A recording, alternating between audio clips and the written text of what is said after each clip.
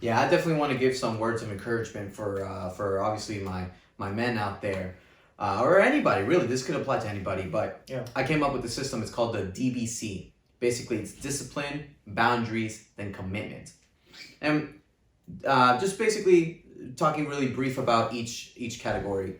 Discipline basically means that you've had time to really work on yourself, like we talked about before.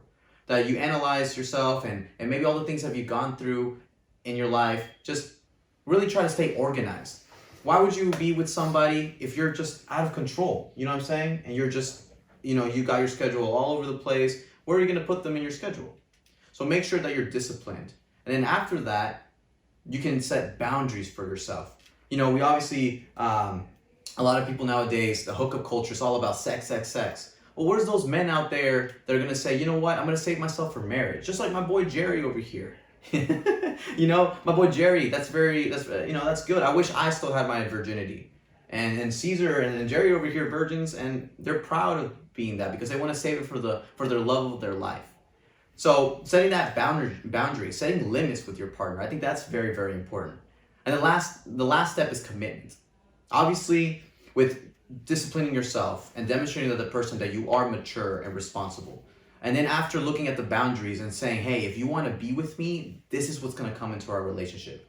The last one's commitment. It's just basically signing off. To answer your question, Kevin, how is your relationship with Viola right now? Like, how is it? Like, is it good? Is it bad? Because like you said, commitment. Like, Bro, how is and it? you're in How, an ODR too, yeah, man. yo, that's what the relationship is. Like, is she fully committed with you? Bro, with commitment, that's what I'm talking about, man. I saw how she said, hey, if you want to be with me, you have to realize that this is going to be a long distance relationship, and we're going to be on the other side of the world, and I'm not going to be there for you.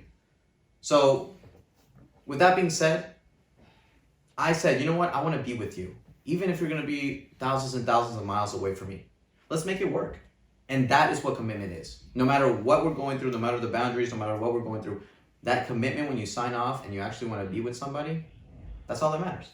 I can see myself honestly relating to that, to be honest. Because later on in the future, me and my girl, we already talked about the future already. And she's honestly going to PA school. And she's honestly going... That's awesome. Yeah. I don't know where she's going to get accepted at. But I told her, like no matter where you go, like... You'll be with her. I'm still going to be with her no matter what. Like, Exactly. And hopefully by then, like who knows? But hopefully by then we'll be like engaged, or like who knows? We'll probably be official. Are you already thinking about proposing? Oh, shoot. Honestly, bro, like yeah, bro, I am. Like this is how I'm telling you, like this is how much I actually like feel my feelings towards her. Like this is like man, I'm with it, Exactly. So if you guys do apply that little secret that I just gave to y'all with the DBC rule, hey, once you've been in a relationship for a long time and you guys are truly fully committed to one another, that's where marriage kicks in. And there's nothing to be afraid of marriage. Exactly. There's nothing to be afraid about being with a person that you want to be with the rest of your life. I'd rather be with somebody for the rest of my life than to experience thousands and thousands of women and still be lost and deceived and think, dang, I'm never going to find just one and stay put. But besides that, we've obviously talked about finding the love of our life. What about people that gone through breakups? Like you mentioned, you've been with these girls and they didn't work out. How'd you move on? Honestly, yeah. The breaks of or the first one, obviously once you're like in your first relationship, obviously you're gonna be you'll be emotional, And for me, it was emotional in my first breakup. It's like, damn, like what did I do wrong, Yeah. But later on, a couple of dates, it's like, okay, like that doesn't bother me at all. Like I didn't care about those, because like the relationship wasn't even like nothing meaningful. Right, it was like, I want to date you, like who knows how long I'm gonna last, The 8 months was like a 50-50, but then again, like the whole relationship, the commitment, me actually telling her like, hey, I downloaded this app, and I was like, I'm done with you, Jerry, what about you, man? You mentioned that you were with somebody for quite some time. How did you overcome that obstacle of knowing that she no longer is in your life anymore? Yeah, so like Cesar says, actually this was my first and only girlfriend in my lifetime. And I like that. Yeah, and the next person I want to be with, I want that person to be a part of my life forever. The first person I had, like emotions were high, and it was a hard time for me when she and I where we're not together anymore. We're on good terms, We're both doing well. I don't talk to her as much, obviously, but just to not reminisce about the past, because I just want to move forward. That's my thing. Like if I move forward and focus on what I want to do and like what I can learn from this experience, I think learning from the experience is better than just grasping on to what could have been, shoulda, woulda, coulda, that kind of thing. And for those like what can I say, if you're going through a breakup and you still have those feelings for your ex, I would say just scrap all of that, like focus on what you want to do next in your life and see, don't think about the shoulda, woulda, coulda, but think about what is going to happen for me next. What can I do better as a man or as a person? So sure, absolutely. Jerry said it best. And at this point, I just want to share with you guys something that I actually came up with not too long ago. With me right now, I have a couple of cards with me. They're all aces. Are we betting? We're betting? No.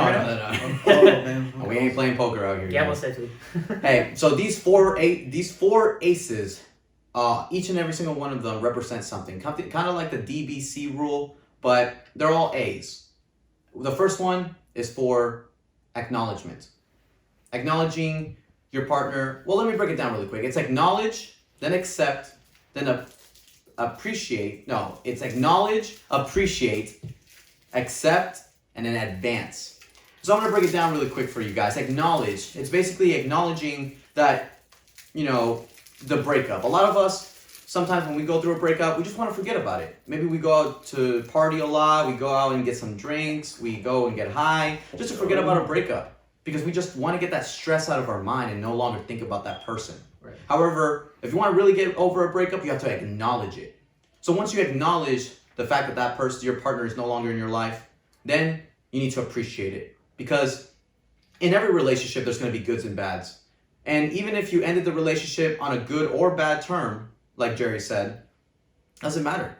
You appreciated them. I'm pretty sure Jerry and Cesar and myself had relationships where our partner did so many good things to us and we did good things for them, surprising them, giving them gifts, taking them to places, having, taking pictures with one another. And the third one is accepting the fact and the reality that you no longer are with that person. So why are you suffering? Why are you still caring about them? Yeah. You could have, I know you've probably spent a year or a couple years or even a couple of months just being with this person, but your life is not over. Death is what really takes everything away from you. So you can't take it for granted just because that person wasn't it. And last but not least, it's acknowledging, it's appreciating, it's accepting, but then you have to advance. So what's the point of you always thinking about that person? You need to move along. You have to find that person is waiting for you.